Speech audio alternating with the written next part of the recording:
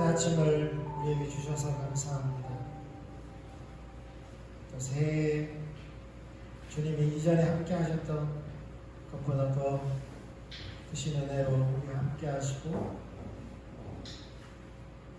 우리를 인도하실 뿐만 아니라 주님이 약속하신 모든 것들을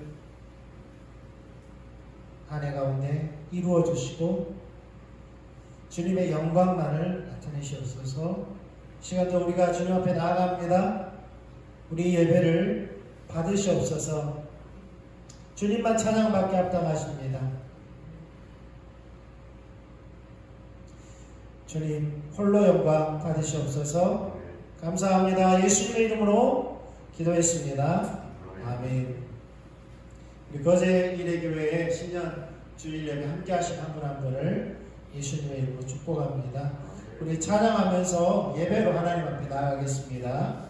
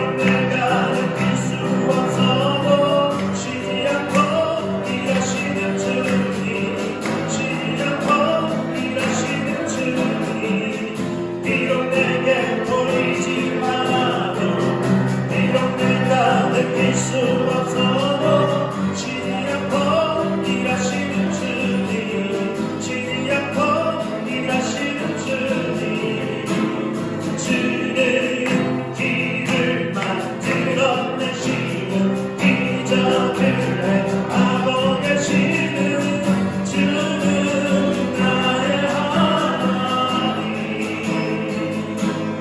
주는 약속을 지키시는 주 어둠 속에 빛이 되시는 주는 나의 하나님 주는 길을 만들어 내시는 기적을 행하고 계시는 주는 나의 하나님 주는 약속을 지키시는 주 어둠 속에 빛이 되시는 주는 나의 하나님 나의 하나님 나의 하나님 나의 하나님 나의 하나님 나의 하나님 나의 하나님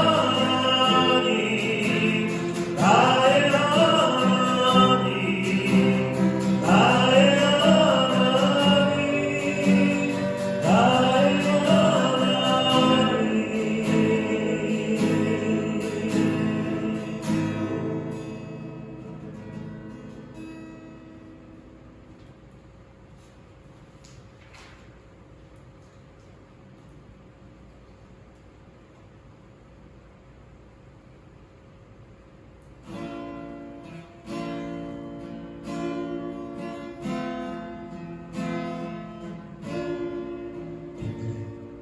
힘든 마음을 같이 시들은 나의 영혼 주님이 약속한 성령 간절히 기다리네 아무런 메마른 땅에 단비를 내리시네 성령의 단비를 부어 새 생명 주옵소서 반가운 빗소리니 산천이 춤을 추네 봄비로 내리면서 나에게도 주옵소서 아무런 메마른 땅 단비를 내리시는 성령의 단비를 부어 새 생명 주옵소서 절단한 불어를 내려 소문이 무서워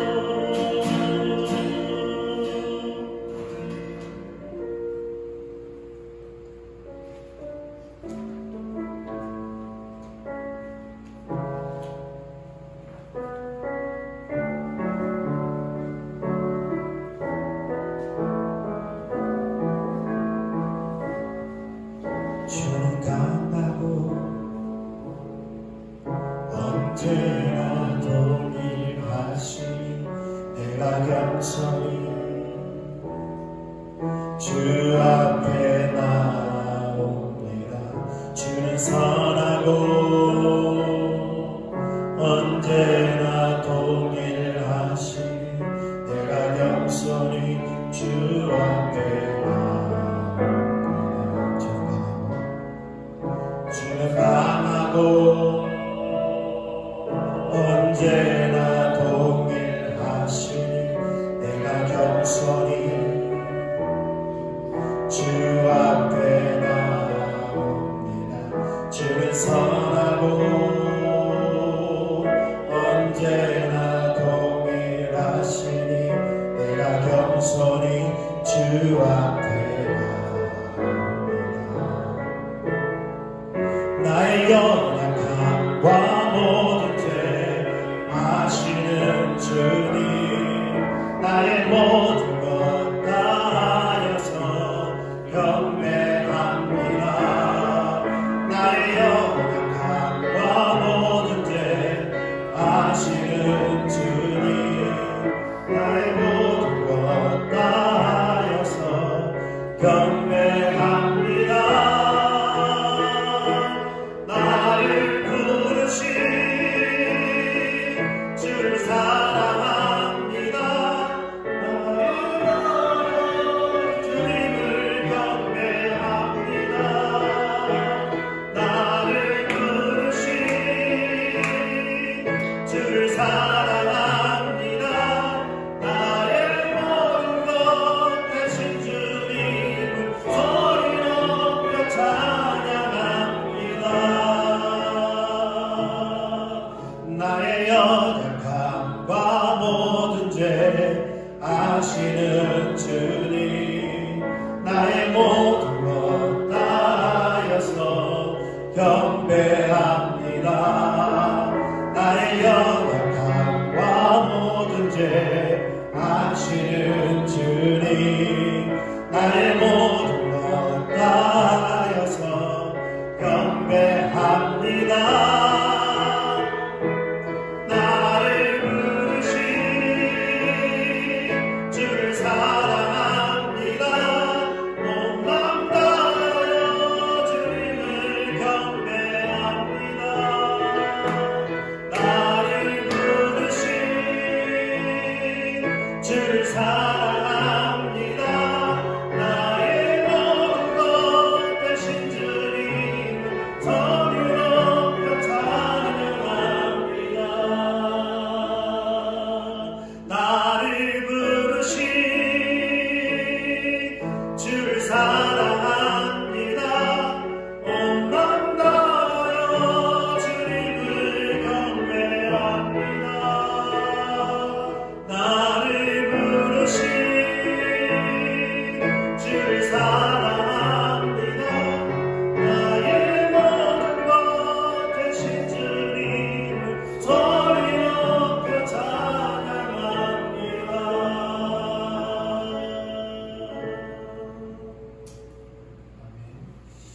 이 시간에 주님 감사합니다. 주님 사랑합니다. 고백하고요. 한 해 동안 주님 우리 가운데 말씀하여 주십시오.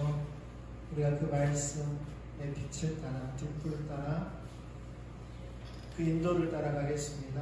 이렇게 고백하고 또 이렇게 주님 앞에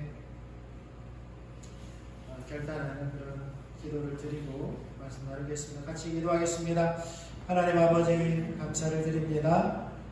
주님 이 시간도 하나님께서 우리와 함께 하시고 또 새해를 열어주셨는데 그 은혜가 크고 놀랍습니다. 주님을 찬양하며 주님께 감사하며 이 시간도 주님이 우리를 사랑하셨기에 우리를 향한 주님의 사랑이 십자가에서 확증되었기에 우리가 이 시간에 그 사랑 또 힘입어 주님을 사랑합니다. 아버지를 사랑합니다. 온 한 해 동안도 사랑하신 아버지 우리를 붙드시고 우리를 인도하시되 주의 말씀으로 우리를 붙드시고 주의 말씀의 빛으로 주의 말씀 그 등불 따라 어두운 골짜기를 지나갈 때에도 우리가 해를 두려워하지 아니하고 주의 지팡이와 막대기 우리를 안위하심으로 주의 말씀 우리를 인도하심으로 아버지 하나님 또 성구영신 예배 드릴 때에 그렇게 감사하고 주님을 찬양할 수 있도록 한 해 동안도 주님 우리를 붙드시고 인도하여 주시옵소서. 주의 말씀 우리 가운데 보내시옵소서. 주의 말씀으로 우리를 교훈하시옵소서. 주님을 찬양합니다. 이 시간도 주님 은혜 감사하여 또 주신 은혜 감사하여 예물 드렸사오니 주님께서 투명하시고 하나님 아버지는 우리의 좋은 아버지십니다. 우리의 먹을 것, 마실 것, 입을 것 때를 따라 우리의 필요를 아시오니 공급하시는 좋으신 아버지이실 뿐만 아니라 2023년 한 해 동안 하나님 구하는 자에게 가장 좋은 것 성령을 우리 가운데 주시겠다고 약속하신 그 약속 우리가 붙들고 구하오니 주의 성령 우리가 충만하게 부어주십시오. 그래서 그 지혜와 계시 성령으로 말미암아 우리가 하나님을 더 알 수 있도록 은혜를 주시고 우리를 구원하신 그 은혜, 우리를 부르신 그 은혜, 또 우리를 하나님 나라에 의하여 사용하실 때에 뒷받침하시는 성령의 그 능력, 주님 우리 앞에 예비해 놓으신 주님의 기업들 우리의 눈을 열어 보게 하시고 믿음으로 따라가게 해주십시오. 감사합니다. 축복합니다. 예수님의 이름으로 기도했습니다. 아멘. 우리 서로 좀 인사하고 축복하고 이렇게 격려했으면 좋겠습니다. 오늘 2023년 한 해 동안도 사랑하고 축복하고 특별히 성령으로 충만하게 보여주시기를 축복합니다.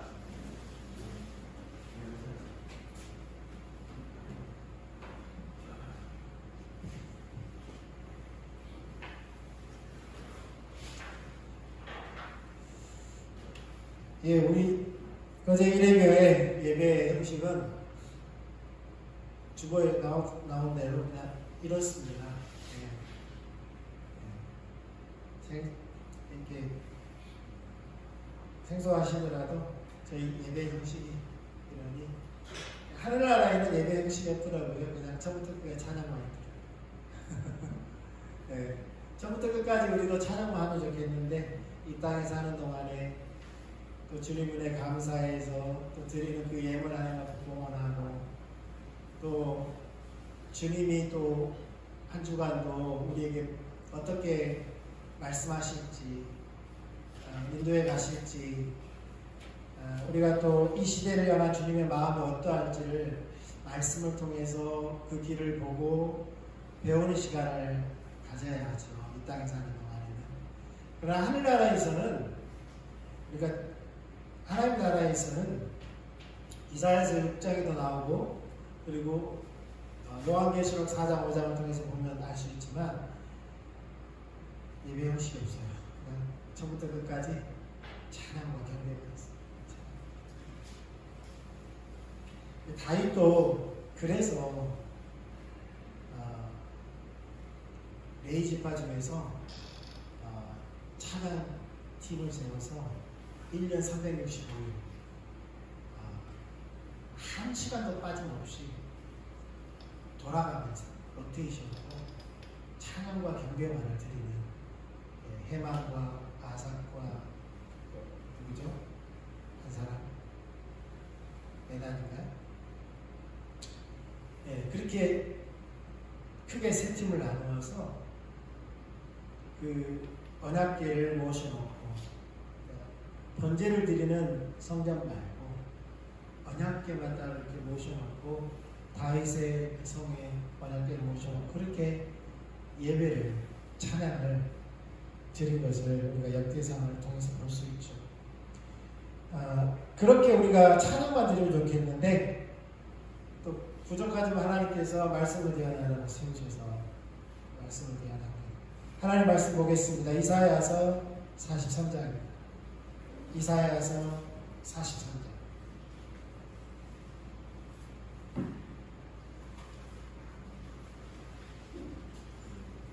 18절로 21절입니다. 18절로 21절 구약성경 1020페이지입니다. 1020페이지 이사야서 43장 18절로 21절입니다. 우리 같이 교독하겠습니다. 너희는 이전 일을 기억하지 말며 옛날 일을 생각하지 말라.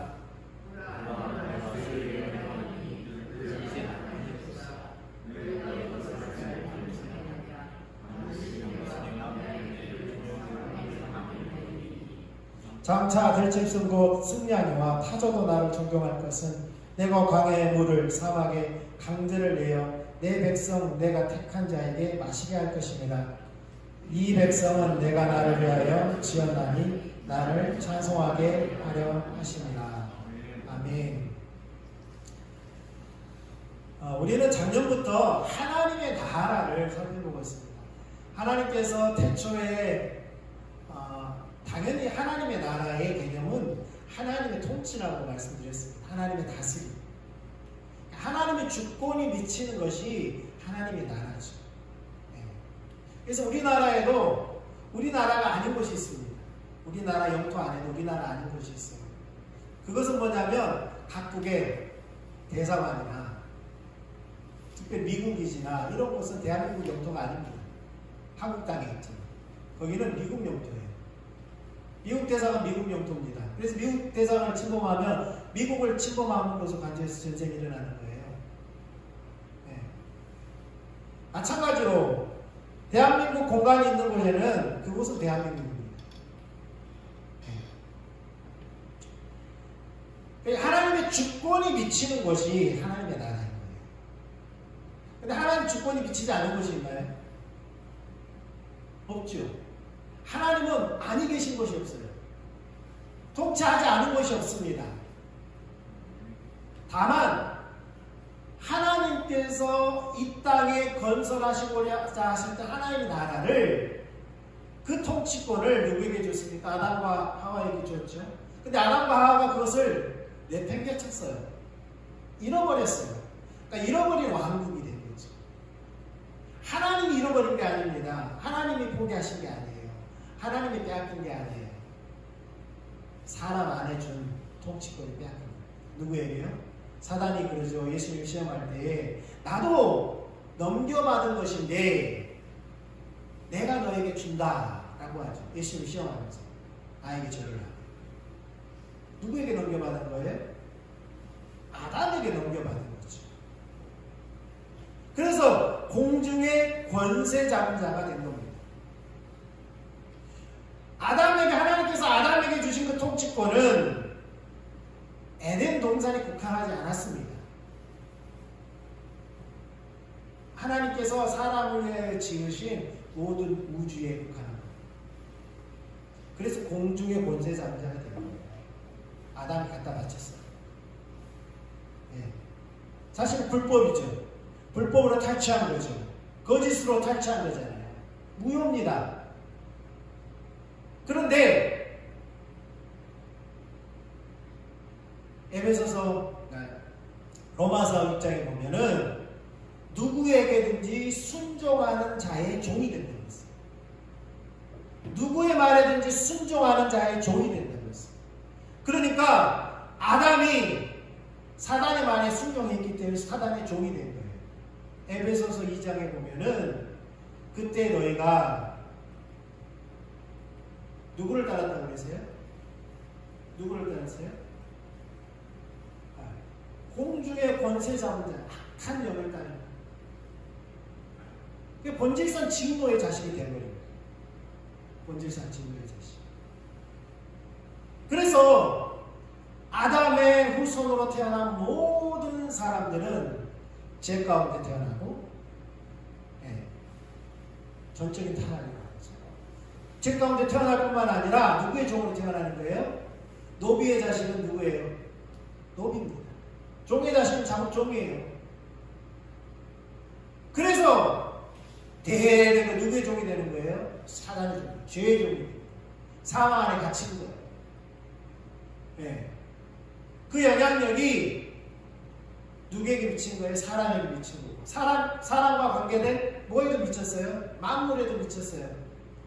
그래서 저주를 받아서 땅이 가시와 엉겅퀴를 내고 더 이상 풍성한 열매를 우리에게 주지 않습니다. 우리에게 주지 않습니다. 그런 하나님의 나라를 하나님은 다시 회복하시겠다고 약속했어요. 회복하시겠다. 그게 바로 여자의 후손으로 태어날 바로 그분 예수 그리스도를 통해서 창세기 3장 15절에 그렇게 하나님께서 미리 약속하셨죠. 그렇게 주님은 오실 것이라고 예언되었습니다. 수많은 선지자들과 수많은 기록들을 통해서 메시아가 오실 것을 말씀하셨어요. 누구로 오실 겁니까? 그리스도로 오실 것을 말씀하셨어요. 단순히 왕으로 오신 것이 아니라 그분은 선지자요, 그분은 제사장이요, 그분은 왕으로 이 땅에 오셨습니다.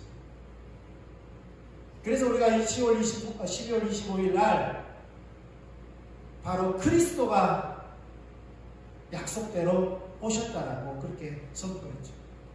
네. 그러면 하나님께서 그리스도를 통하여서 회복하시고자 하셨던 것은 무엇일까요? 이 세 가지 직분을 특별히 하나님께서 주신 그 이유는 무엇일까요? 그것은 아담에게 주셨던 직분입니다. 아담에게 왕권만 주셨던 거 아니에요. 하나님을 직접 배웠고 예배하는 제사장으로서의 그 직분도 아담에게 주어져 있었어요. 왜냐하면 매일 하나님을 대면했거든요. 대면한다는 게 뭐예요? 구약에 보면 누구만이 하나님을 대면할 수 있어요? 하나님의 임재의 상징인 언약궤 누구만이 들어갈 수 있어요? 1년에 한 번 대제사장만이 들어갈 수 있어요. 그런데 아담은 매일 하나님을 대면했어요. 그게 제사장이 아닌 거예요. 그것도 상실한 거예요. 왕권만 상실한 게 아니에요. 네. 뿐만 아니라 아담은 선지자였어요. 하나님의 말씀을 통해서 하나님의 말씀을 대언하는 자였어요. 대언하는 선지자가 별거 아니에요. 하나님의 말씀 대언하는 자가 선지자죠. 예수 그리스도는 아담 안에서 잃어버렸던 첫째 사람이 잃어버렸던 그것을 둘째 사람인 예수님이 회복하시는 것입니다. 네. 첫째 사람에게 주어진 건 유한하지만 둘째 사람에게 주어진 것은 영원합니다. 영원합니다.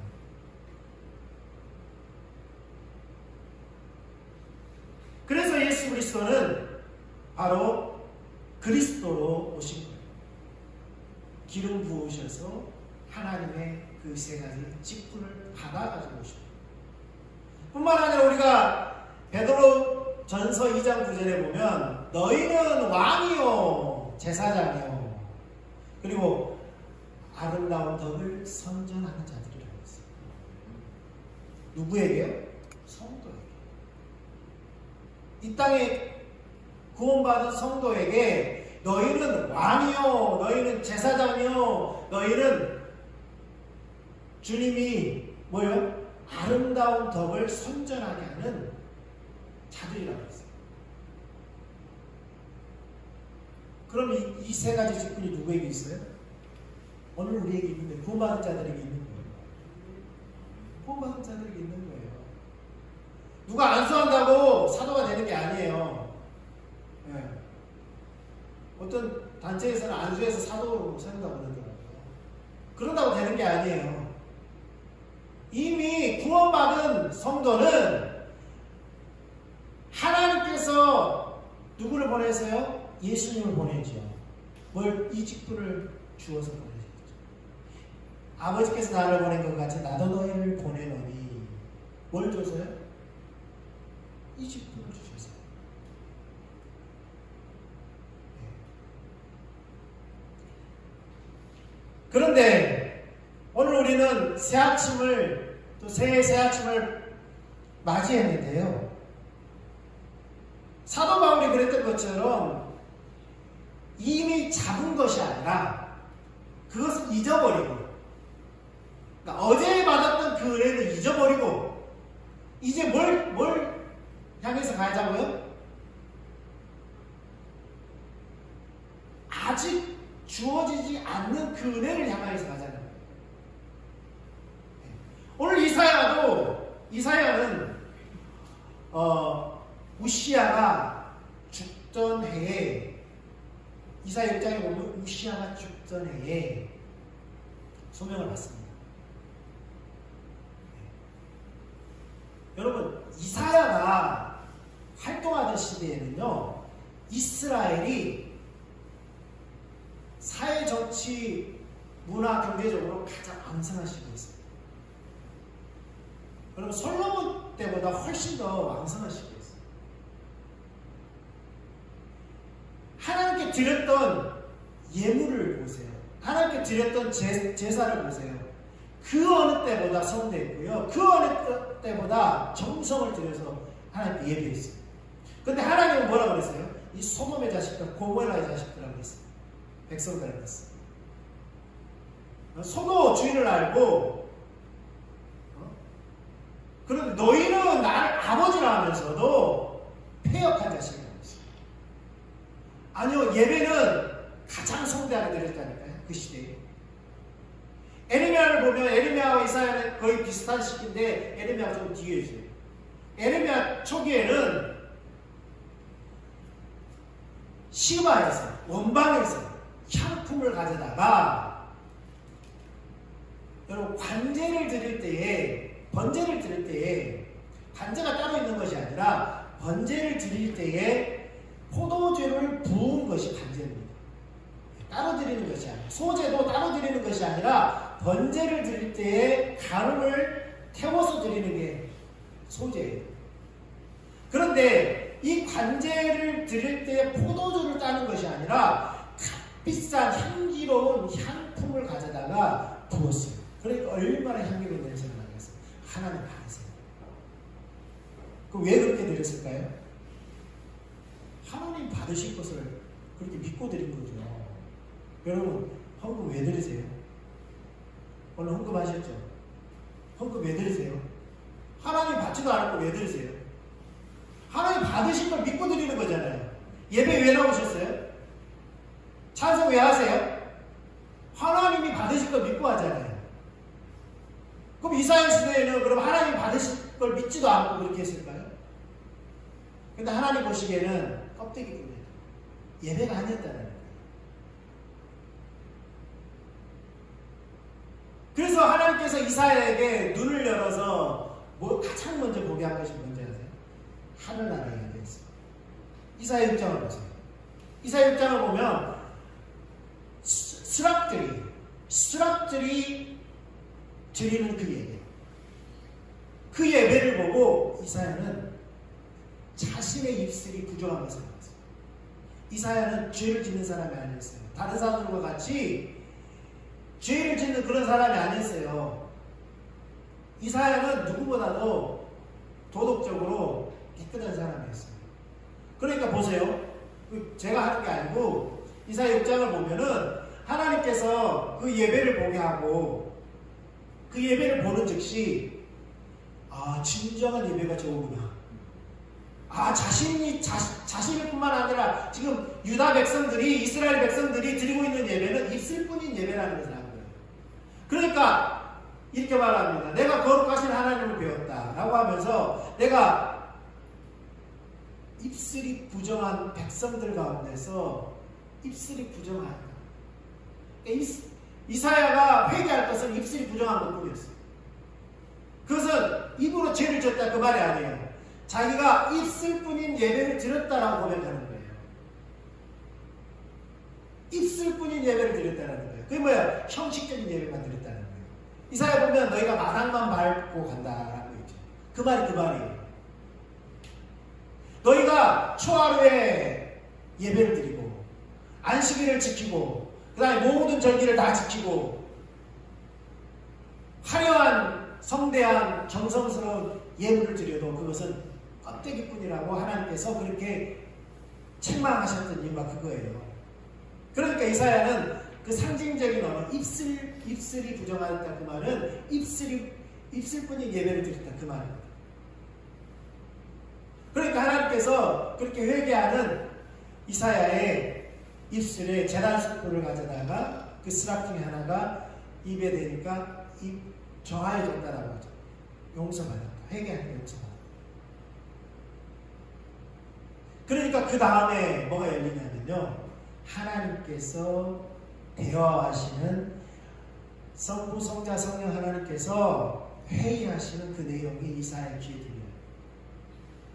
그때 들려요. 그러니까 이사야에게 말 시킨 게 아니었어요. 하나님께서 이를테면 이런 거예요. 우리가 누구를 보내면 누가 우리를 위하여 가지? 그렇게 서로 의논하고 있었어요. 그러니까 이사야가 그게 들리니까 끼어든 거예요. 그 대화에. 제가 하겠습니다. 제가 하겠습니다. 근데 무엇을 선포해야 되냐면요. 심판을 선포해야 돼요. 외적으로 보면 심판 받을 상황이에요. 아까 말씀드린 사회, 경제, 문화적으로, 정치적으로 아주 안정적인 시기입니다. 평화의 시기입니다. 종교적으로도 아주 뭐예요? 부흥하는 시기였어요. 겉으로 보기에는. 겉으로 보기에는. 여러분 기독교 역사에서 핍박받을 시기 말고 겉으로 보기에 가장 왕성했던 시기 언제예요? 313년 이후잖아요. 밀라노 칙령, 콘스탄틴 대제가 밀라노 칙령을 한 이후에 기독교가 겉으로 보기에 엄청나게 번창했잖아요. 근데 그때부터 타락하기로 한 거예요. 그때부터 타락하기로 한 거예요. 우리나라도 그랬잖아요. 어려웠던 그 시대, 70년대, 80년대 시대에 한국전쟁을 겪고 70년, 80년 겪으면서 어떻게 했습니까? 어려웠던 시대에는 그렇게 하나님을 찾고 부르짖었는데 이제 막 GNP가 올라가고 국가 경제가 일어나니까 어떻게 됐습니까? 그때부터 겉으로는 엄청나게 한국교회가 부흥했는데 10대 교회가 가장 큰 교회가 한국에 있다는 10대 교회가 그 정도로 수십만 성도를 자랑하는 교회가 있었어요. 그렇지만 97년, 98년 IMF가 닥치죠. 그게 그냥 온 게 아니에요. 하나님의 징계죠. 하나님의 징계. 마찬가지입니다. 이사야 시대에도 그렇게 성대하고 그렇게 겉으로 보기에는 성장하고 부흥했는데 하나님은 무엇을 선포하세요? 이사야를 통하여서 심판의 메시지를 선포하는 거예요. 여러분 그러한 시기에 야 우리 망해 라고 말을 해보세요. 잘 나가는데 우리 망해. 여러분 97년도 IMF가 올 때에 이러다가 망합니다 라고 했을 때 믿었어요? 안 믿었어요? 경제부총리도 우리 괜찮아요 그랬어요. 괜찮아요 그랬어요. 괜찮아요 그랬습니다. 그럼 이사야가 여러분 정신 차리세요 우리 망합니다 라고 하면 사람들은 어떻게 받아들일까요? 정신 나갔네. 또 하나님께서 3년 동안 벌거벗고 메시지를 전하라고요. 분명히 죄를 미쳤다. 분명히 죄를 미쳤다. 그게 나중에 어떻게 됩니까? 이사야. 성경에는 안 나오지만 전승에 의하면 톱으로 켜서 죽였대요. 톱으로 켜서. 에레미야 한술도 뜹니다. 너네들 다 포로로 잡혀갈 거니까 조용히 항복하고 그냥 순응해라. 매국노죠. 완전히 매국노죠.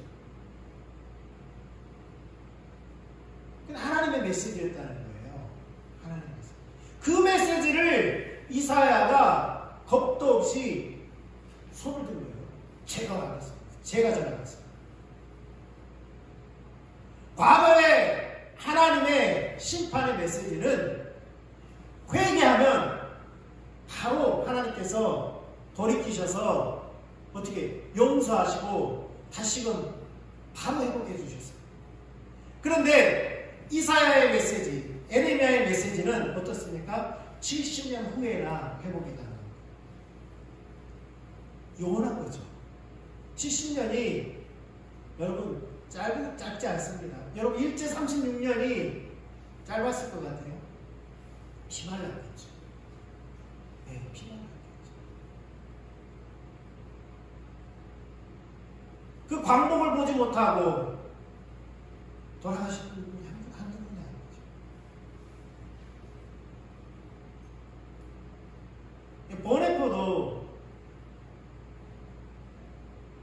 보네포도 전쟁이 끝나는 걸 보지 못하고 죽었어요. 독일에서. 주기철 목사님도 그렇죠. 수많은 사람들이 그렇게 고대했던 것을 보지 못하고 36년 동안 인대되었어요. 근데 70년 나라가 다시 회복될지 말지 누구도 장담할 수 없어요. 근데 하나님께서는 어떻게 하십니까? 하나님의 약속대로 포로에서 돌아오게 하시죠. 포로에서 돌아오게 하십니다.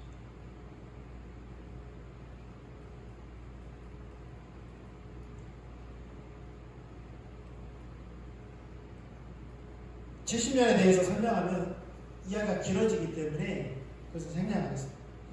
하나님의 약속대로 그렇게 돌아와요. 그런데 보세요. 주권이 회복되지는 않았어요. 근데 이스라엘 주권 언제 회복된지 아세요? 2000년이 지난 후에 회복됐어요. 2000년이 지난 후에 이스라엘 주권이 회복됐어요.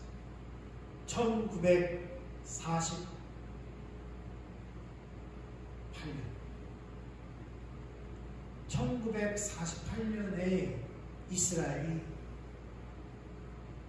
나라를 다시 영토를 사들여서 나라를 다시 선포하죠. 그래서 종말론자 자들에게 있어서 이스라엘의 회복은 매우 역사적으로 중요한 기점으로 봅니다. 오늘 이 아침에 말씀드리고자 하는 것은 이전 것은 지나갔으니 새 것이 되었다라는 겁니다. 그런데 이것은 이사야가 그러한 심판의 메시지를 전하면서 하나님께서 세일을 행할 것이라고 했어요. 그래서 이사야서 39장까지는 뭐예요? 간간히 메시아에 대한 약속, 회복에 대한 약속이 있지만 주로 심판에 대한 메시지가 있어요. 그런데 40장부터 뭘 말씀하세요? 회복을 말씀하십니다. 주로 주된 메시지가 회복이었어요. 위로입니다. 그래서 어떤 책을 보면 이사야에서 설교를 집필하면서 위로하여라는 책이 있어요. 하나님의 징계, 하나님의 심판과 동시에 하나님의 구원, 하나님의 회복. 이 바로 이사야. 그래서 이사야 53장 같은 경우는 제5복음서, 구약의 복음서라고도 말을 하죠. 그런데 이게 가능한 것은, 이것이 가능한 것은 바로 이 세일, 새로운 시대, 새로운 나라, 새로운 인류, 새로운 역사, 새로운 노래를 가능하게 했던 분은 바로 예수 그리스도입니다. 그래서 히브리서 10장 20절에 보면 19절 20절에 보면 이렇게 말씀하고 있습니다. 그러므로 형제들아 우리가 예수의 피를 힘입어 성소에 들어갈 담력을 얻었나니 그 길은 새로운 길입니다.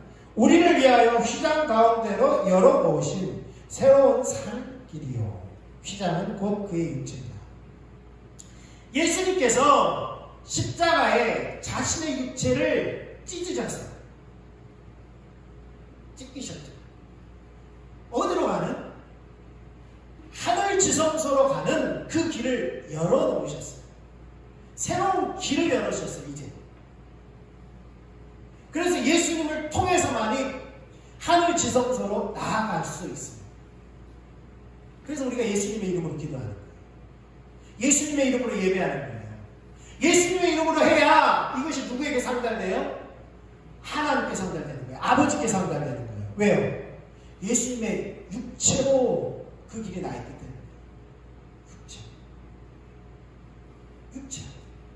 예수님의 육체가 없어진 게 아니에요. 예수님은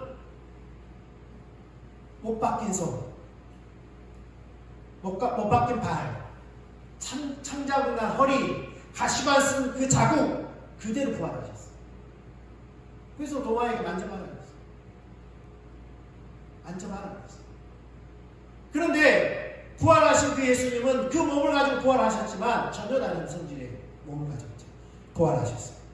시간과 공간을 초월하는, 먹어도 되고 안 먹어도 되고, 잠을 잘 수도 있고 안 잘 수도 있어요. 고린도전서 15장에는 우리가 그렇게 부활할 것을 말씀하고 있어요. 우리가 그렇게. 그런데 이것이 어디에서 이루어졌다고요? 십자가에서. 십자가에 정확하게 말하면 예수님의 육체로 말미암아 시작됐다. 육체로. 그래서 옛 몸은 죄와 함께 죽었고 새로운 몸은 다시 하나님의 의가 되어서 살아서 의에 대하여 살게 하려 함이라. 그래서 NIV 성경에 보면 이렇게 말씀하고 있어요.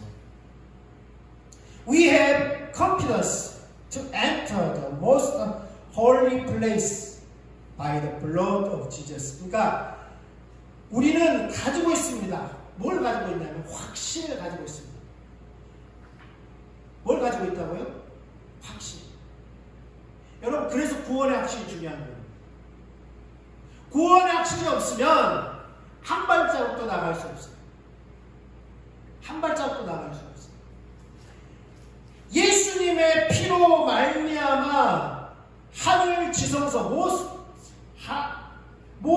holy place로 하늘 지성소로 나아가는 그 들어가는 확신이 우리에게 있습니다. 누구로 말미암아? 예수님의 피로 말미암아. 그 말은 뭐예요? 구원의 확신. 한마디로 구원의 확신이 있어야 우리가 예배를 드려도, 우리는 그래요. 구원의 확신이 없으면 예배를 어떻게 드려요? 그냥 종교 행사예요. 종교 행사입니다. 절에 가서 불당에 앉아서 종교 행사하는 거랑 똑같아요. 네. 하나님께 드리는 게 아니에요. 우리는 의식을 가져야 돼요. 의식을 가지고 누가 살아계세요? 하나님 살아계시고, 하나님 찾는 자들에게 하나님 만나주시고, 하나님 자신을 내어주신다는 사실을, 자신을 상급으로 내어주신다는 사실을 믿고 나가야 합니다. 그 확신이 있어요. 그래서 우리를 예배를 하고 누구의 이름으로? 예수 그리스도의 이름으로. 그래요. 우리는 예배 나오다가 싸우잖아요. 차 타고 오다가 싸우잖아요. 다투잖아요. 그러면 찬송하는 동안에 인상 쓰고 찬송이 제대로 안 돼요. 왜 그런지 아세요? 자신을 신뢰해서 그래요. 자신을 신뢰.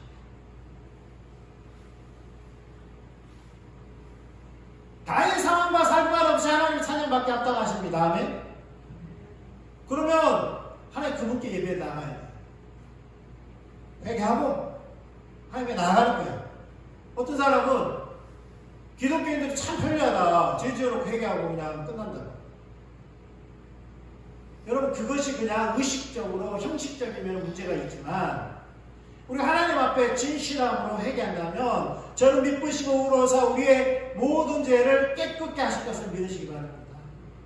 그렇기 때문에 우리는 몇 분 전에 싸웠어도 주님, 제가 그런 사람이에요. 제가 원래 그래요. 그래서 주님이 필요하잖아요. 그래서 주님이 나를 위해 십자가에 죽으셨잖아요. 그러고 나아가는 거예요. 나아가는 겁니다. 그럼 옆에서 그러겠죠. 좀 전에 나한테 상처 줘놓고 예배는 잘 드립니다. 근데 뭐 예배 못 드리는 사람은 손해예요. 예배 못 드리는 사람은 잘못된 거예요. 여전히 뭐예요? 나를 힘입어서 하나님께 나아가는 거예요. 나의 감정, 나의 환경. 네. 하나님께 나아갈 때는 그런 게 필요가 없습니다. 내려놔야 돼요. 오직 예수 그리스도를 신기로. 그런데 20절에 보면 A new and living way opened for us through the curtain that is His Father. 커튼을 통하여서 우리가 열려져 있는, 이미 열려져 있습니다. 이미 열려져 있어요. 살아있는 산길, 살아있는 길, 산길, 여전히 지금도 유효한 2000년 전에 열어놓으셨는데 그 길이 아직도 유효한, 여전히 그 길로 나오는 자들에게 그 효력이 유효한, 예수님의 피를 힘입어 나오는 자들은 어느 때든지 어떤 상황이든지 유효해요. 네. 우리 마음에 닫혀져 있는 커튼을 열고 나가서 2000년 전이나 지금이나 동일해요. 동일합니다. 지금 그 길은 여전히 예수님의 육체 사이로 나 있기 때문에 보혈의 길이에요. 피의 길이에요. 그 길로 나아가는, 그 길로 나아가면 나의 모든 허물과 죄가 씻기고 예수님과 함께 뭐가 되는 거예요? 하나님 앞에 산 제사가 됩니다. 너의 몸을 거룩한 산 제사. 그만해. 우리의 착한 행실이 아닙니다. 우리가 밖에 나가서 좋은 일 했다고 그거 가지고 하나님 앞에 나가는 게 아니에요. 우리가 하나님이 시킨 일을 잘했다고 그거 가지고 하나님 앞에 나가는 것이 아니에요. 그것은 과거의 은혜입니다. 그거 내려놓고 뭐 가지고 나가는 거예요? 지금 현재 그 핏길을 따라 나가는 거죠. 보혈의 길을 따라 나가는 거죠. 그래서 보혈을 지나 아버지 부 그렇게 나가는 거예요.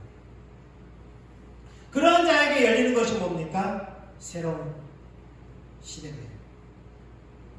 그런 자에게 열리는 것이 무엇입니까? 새로운 나라라는 거예요. 물과 성령으로 거듭난 자가 뭘 볼 것이다? 하나님 나라를 볼 것이다. 하나님 나라. 이사야서 61장에 보면은 2절에 여호와의 은혜의 해와 우리 하나님의 보복의 날을 선포하여 모든 슬픈 자를 위로하네. 이사야는 이미 하나님의 은혜의 해가 열릴 것을 보았습니다. 누구를 통하여서요? 고난받는 여호와의 종을 통하여서, 바로 예수 그리스도를 통하여서. 그리고 이사야서는 뭘 이야기하냐면 우리 하나님의 보복의 날을 선포하는 신혼의 날을 계약성. 근데 예수님은 누가복음 4장에서 은혜를 선포하려 함이라 그러고 책을 딱 덮어요. 두루마리. 보복의 날을 언급하지 않습니다. 이스라엘 백성들은 주님 그때가 언제입니까? 보복의 날이 언제입니까? 물어본 거예요. 근데 예수님은 딱 덮어버려요. 보복의 날은 아직. 보복의 날은 아직. 근데 이 보복의 날은 예수님이 승천할 때에도 너희가 몇 날이 못 되어서 약속한 성령을 받을 것이라고 말하는 성령 받을 것을 이야기했는데 제자들은 뭐예요? 이스라엘 회복할 때가 이때입니까? 보복의 날이 그때입니까? 물어보고. 근데 그거 신경 쓰지 마라. 너희는 성령을 받을 것인데 성령을 받으면 너희가 권능을 받고 유다와 예루살렘 온 유다와 사마리아 땅까지 이렇게 복음을 전해. 이것이 너희의 비즈니스야. 너희가 신경 쓸 일이 그거야. 보복의 날 신경 쓰죠. 근데 보복의 날에 대해서 또 어디 언급하냐면요. 계시록에 보면 성도들이 다섯째 인을 뗄 때, 일곱째 인을 떼잖아요. 일곱째까지 떼잖아요. 다섯째 인을 뗄 때 성도들이 이럽니다. 언제 우리를 위하여 보고 갈 겁니까? 좀 기다려라. 하나님께서 좀 기다려라. 이방의 수가 찰 때까지 기다려. 하나님께서 심판을 하실 건데 보복의 날은, 심판의 날은 언제예요? 하나님께서 구원받을 사람들의 충만한 수가 차기까지 하나님께서 일부러 딜레이시키고 있는 거예요. 예수님은 그 충만한 수가 차기까지 너희는 뭐 하라고 했어요? 성령의 능력을 받고 땅끝까지 이르러 내 증인이 되라고 했어요. 계시록에서 보면 6장에 보면 그때까지 너희가 좀 더 기다려요. 이미 환란이 시작됐는데도 좀 더 기다려줘. 내가 할 일이 남았어. 그러는 거예요.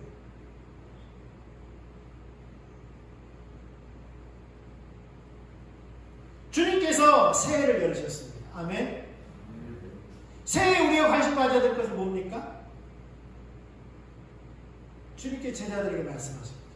성령을 받고 그 권능에 충만하여서 복음 전하는 예수님의 증인된 삶을 살기를 주님의 축복합니다. 새 나라가 열렸습니다. 아까도 말씀드렸지만 하나님의 나라는 늘 새롭습니다. 늘 새롭습니다. 우리가 12시 딱 넘어가면 새해가 밝았습니다. 해피 뉴 이어 하는데 하나님의 시간은 언제예요? 하나님의 시제는 언제나 현재. 어제도 현재고요. 오늘도 현재. 하나님. 미래도 현재고요. 하나님 한눈으로 보고 있어요. 우리의 모든 시간. 하나님의 시제는 항상 현재예요. 우리에게 과거, 현재, 미래가 있습니다. 네. 그래서 우리는 하나님의 나라의 백성으로서, 특별히 아까도 말씀드렸지만 우리는 선지자입니다. 우리는 제사장입니다. 선지자 하나님 복음을 대언하는 자예요. 말씀을 대언하는 자들이에요. 또한 제사장은 뭐예요? 예배하는 자들이에요. 다른 사람들을 하나님께 이끄는 자들이에요.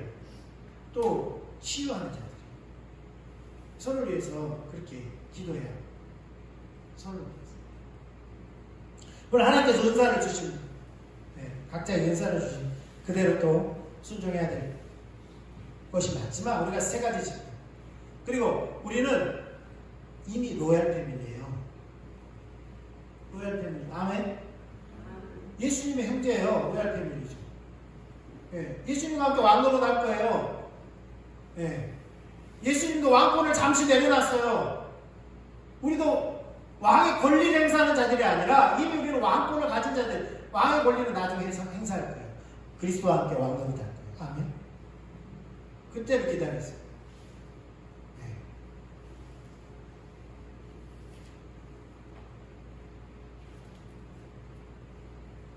그런 의미에서 우리는 이미 하나님 나라의 백성일 뿐만 아니라 하나님의 사역자들, 동역자들. 아멘. 그래서 누가복음 10장에 너희 11절에 너희 동네에서 우리 발에 묻은 먼지도 너희에게 떨어버리노라. 그러나 하나님의 나라가 가까운 줄 알라. 하나님 나라가 이미 왔어요. 그리고 누가복음 11장 20절에는 내가 만일 하나님의 손을 힘입어 귀신을 내어 쫓아낸다면 하나님 나라가 이미 너희에게 임하였느니라. 하나님 나라가 이미 왔어요. 세례와 침례요한도 뭐라고 합니까? 벽에 하나 천국이 가까이 와 있다. 손만 뻗으면 잡을 수 있다. 하나님 나라에 와 있지만 아직은. 어떤 자들은 그 하나님 나라를 붙잡는 자들이 있고요. 어떤 사람들은 하나님 나라를 아직 붙잡지 못한 자들이 있어요. 그 차이입니다.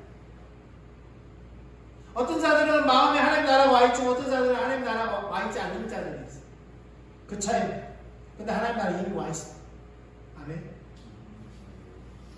그리고 우리는 새로운 피조물이에요. 그 말은 뭐냐면 새로운 인류라는 거예요. 고린도후서 5장 17절에 그리스도 안에서 새로운 피조물이라고 했잖아요.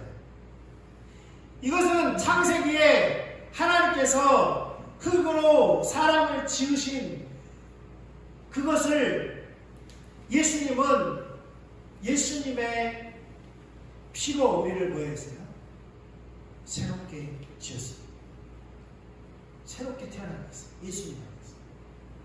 새로운 인류. 그래서 고린도전서 10장에 보면 너희가 먹든지 10장 31절 이하에 보면 먹든지 마시든지 무엇을 하든지 하나님의 영광을 위하여 하라. 여기 32절에 유대인이나 헬라인이나 하나님의 교회나 거치는 자가 되지 말고. 여기에 보면 그때 당시에 유대인이 있었고요. 이방인이 있었어요. 이방인으로 표현하는 다른 말이 헬라인입니다. 유대인과 헬라인으로 나눴어요. 이스라엘 사람들은. 그러니까 유대인과 이방인. 그렇게 나눕니다. 그런데 그 뒤에 뭐가 나와요? 하나님의 교회. 이단 하나님의 교회 말고요. 유대인과 헬라인이 있어요. 그런데 성도는 뭐예요? 하나님의 교회예요. 그리스도의 몸이에요. 몸은 하나님의 교회라고 했어요. 예수님은 교회의 머리가 되시고 우리는 그의 몸이 됐잖아요. 새로운 인류예요. 카자흐스탄에 가면 두 부류의 공동묘지가 있다고 합니다. 러시아계 공동묘지가 있고 그 다음에 카자흐계 공동묘지가 있고 그런데 선교사님들 들어가서 개신교가 생겨났어요. 러시아는 정교회예요. 러시아 정교회예요. 개신교가 생겨났어요. 근데 이제 어른들은 잘 안 믿지만 어린아이들이 믿기 시작해서 또 때로는 어른들은 믿기 시작해서 돌아가신 분들이 한두 생겨나는 거예요. 그런데 정교회 안에서 안 죽었으니까 정교회도 묘지에 들어갈 수도 없고 카자흐스탄 원주민들은 또 자기들의 저게 있잖아요. 거기에도 못 들어가. 그래서 선교사님이 시청에 민원을 넣어서 다른 공동묘지를 하나 만들었어요. 성도들. 이게 상징적인 이야기인데요. 실제로 있었고 이것은 상징적인 또 이야기도 합니다. 그런데 보세요. 성경에는 이미 뭐라고 그랬습니까? 우리를 하나님의 교회라고 했어요. 성도라고. 그러니까 우리는 새로운 인류예요. 새로운 인류. 아담 안에서 태어난 옛사람이 아니고 우리는 그리스도와 함께 그리스도 안에서 태어난 뭐가 된 거예요? 새 사람이 된 거죠. 새 사람. 여러분 한 해 우리가 새해에는 우리가 이 새 사람으로 온전히 살기를 주님의 이름으로 축복합니다. 뿐만 아니라 우리는 새 역사를 이루는 자들이에요. 에베소서 2장 13절 이하에 보면 우리가 그리스도의 피로 가까워졌고 우리는 19절에면 이제부터 너희는 외인도 아니요 나그네도 아니요 오직 성도들과 동일한 시민이요 하나님의 권속이라. 그러면서 너희는 사도들과 20절 사도들과 선지자들의 터 위에 세우심을 입은 자라. 터 위에 세우심을 입은 자라. 그리스도 예수께서 친히 모퉁이 돌이 되셨느니라. 그의 안에서 거물마다 서로 연결하여 주 안에서 성전이 되어가고 너희도 성령 안에서 하나님의 거하실 처소가 되기 위하여 그리스도 예수 안에서 함께 지어져 가는 것. 뭔가를 지어가는, 뭔가 새로운 역사를 이루어가는 자들이에요. 새 역사를 이루어가는 자들이죠. 끊임없이. 예수님이 모퉁이 돌이 되어서 그 모퉁이 돌을 토대 삼아서 또 다른 건물이 생겨나고 또 다른 건물이 생겨나고 마치 성전이 점점 커지는 것처럼 새로운 역사들이 계속해서 일어나는 거죠. 역사들이. 이것은 단순히 구원받은 성도들이 늘어날 뿐만 아니라 뭐예요? 하나님의 뜻이 우리를 통하여서 하나님의 사역들이 우리를 통하여서 확장되어져 가는 것을 말씀합니다. 근데 거기에 가장 핵심은 뭐예요? 예배입니다. 성전의 가장 핵심적인 기능은 예배죠. 예배. 개인의 예배, 또 공동체. 이 공동체는 작은 가정이고, 그 다음에 교회. 이 이런 새로운 역사들이 더해지는 역사들이 확장되어진 역사들이 2023년도에 있기를 축복합니다. 아까도 말씀드렸지만 궁극적인 목적은 뭐냐면 새 노래입니다. 새 노래. 성전의 확장도 예배라고 했는데요. 이런 것들이 궁극적으로 없어지는 때가 있어요. 새하늘과 새 땅이 어느 때. 우리가 계시록에 보면 계시록 4장 5장에 보면 어린 양의 보좌 앞에 24장로들과 내 생물들과 천군과 천사들이 모여서 그분을 예배해요. 또 열방이 깊게 나와서 예배해요. 모든 방언과 모든 나라 모든 족속들이 다 그분께 예배해요. 그때에 부르는 노래가 뭡니까? 새 노래. 이사야도 그것을 보았고요. 이사야 42장 8절이에요. 요한계시록 5장 9절 10절 같이 읽겠습니다. 시작. 그들이 새 노래를 불러 이르되 두루마리를 가지시고 그 인봉을 떼기에 합당하시다. 일찍이 죽임을 당하사 각 족속과 방언과 백성과 나라 가운데서 사람들을 피로 사서 하나님께 드리시고 그들로 우리 하나님 앞에서 나라와 제사장들을 삼으셨으니 그들이 땅에서 왕노릇 하리로다 하더라. 여기도 보면 우리를 나라와 제사장들과 제사장 삼았고 우리와 왕노릇 한다고 말씀합니다. 우리 비전이라는 찬양을 아시죠? 우리 보좌 앞에 모였네. 여러분, 우리의 비전은 다른 것이 아니에요. 그분 앞에 모두가 모여서 예배하는 것이 궁극적인 비전입니다. 우리의 새 노래가 바로 그때를 위한 겁니다.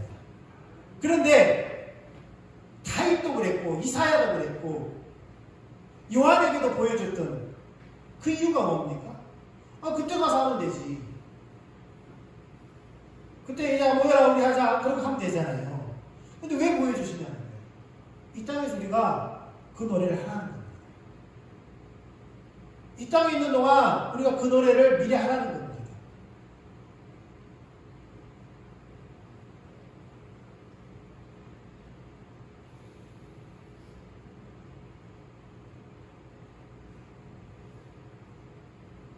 우리가 미리 이 땅에서 예배해서 가는 거예요.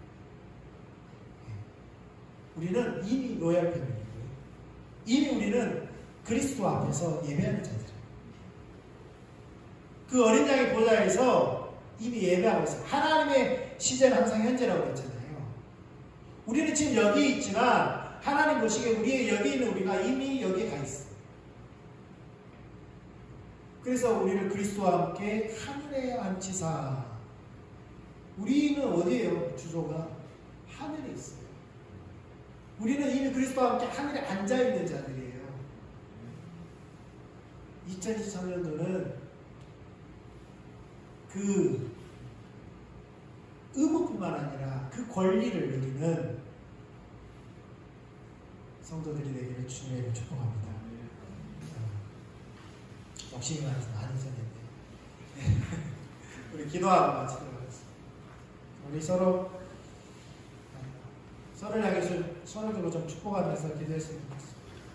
저 혼자 축도하지 말고 서로 기도하면서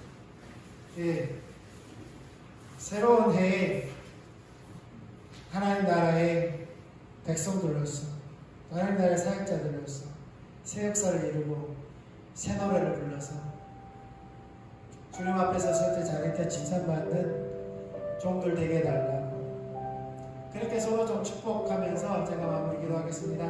하나님 아버지 감사를 드립니다. 2023년도 한 해 동안도 하나님께서 우리에게 주신 그 은혜를 더 큰 은혜를 부어주시고 우리가 새 하나님 나라의 백성들로서 또 사역자들로서 새 역사를 이루고 새 노래를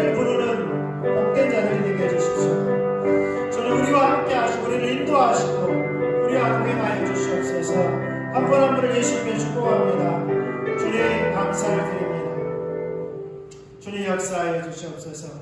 이제는 우리 주 예수 그리스도의 크신 은혜와 하나님 아버지의 사랑과 성령님의 역사가 말씀을 나누고 또 그렇게 살기를 다짐하는 한 분 한 분 위에 이 나라의 민족 세계 열방 가운데 이제부터 영원히 함께 하시기를 예수님의 이름으로 축원합니다. 아멘.